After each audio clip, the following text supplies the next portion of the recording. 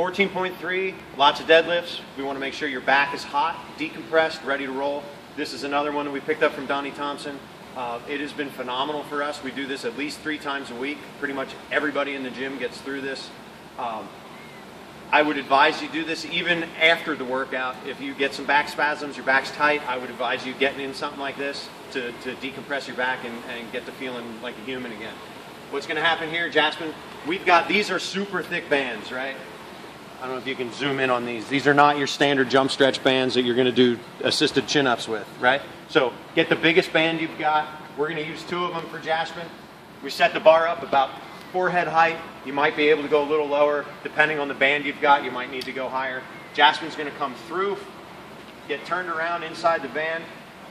Both these bands are going to go down across his low back, right? He's going to get them comfortable, right? And he's going to let that band take his weight, and he's going to flip upside down and hang.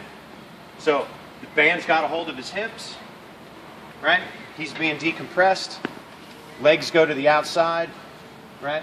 First thing he's going to do is he's going to squeeze his butt, contract his hips away, press, press, press, and then he's going to relax and let everything start to sink, right? He's going to do that about 10 times. Contract, relax, everything sinks. Contract, relax, everything sinks. Right? You're going to do that 10 times. Next step, he's going to come in. He's going to bring both feet to the center. Think of yourself like Spider-Man coming down your web. Right? And again, same thing. He's going to contract his hips, drive his knees open, and relax and let the band take over. Let the band hold your hip, and contract and relax, and back down. Contract, relax, back down. Right? Next one from here. Now we're going to start getting into the hip flexor. He's going to take one leg, leave one leg where it's at. That leg's going to drop. What you want to be careful with this is you're not letting your low back go, that you go into overextension. You want to stay somewhat controlled, but let that leg come down. You can see how tight Jasmine is. For the stretch on this one, you're going to contract. He's going to bring his foot to his butt, squeeze, squeeze, squeeze, and then relax and try to let that hip flexor go, let that open up. You'll do that about 10 times. Next step, once you're done there, you're going to come in. This leg is going to come to the outside, right? Now you're going to try to hang. You're going to look like a ninja. Squeeze and relax and let that. Now you're getting into that adductor on the inside of the thigh. Squeeze, relax, right? You can see each time he relaxes, that leg gets a little further, gets a little deeper stretch. You're going to switch sides, so that foot comes back in. This foot hangs, right? You get the hip flexor on that side. Same exact thing. Squeeze, relax, let it stretch. Left leg comes back up and is going to go to the outside. Right here. Squeeze, let that leg get perfect, right? Final one, or final 2 rather. Both feet come to the inside, right? Now he's going to get into that QL. So he's just going to reach, and think of it just like hiking your hip, right? You don't want to rotate to get it. He's just going to reach his left leg. Right leg goes up, left leg comes down.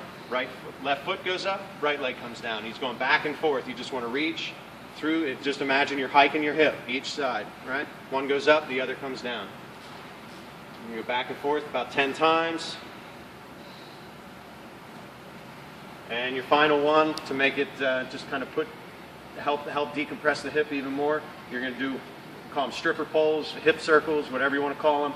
You're going to squeeze your butt one side, let your hips rotate around, right? He's coming around just in a big circle. All the while you're trying to relax your low back and let your butt and hamstrings do some of the work. And then change direction.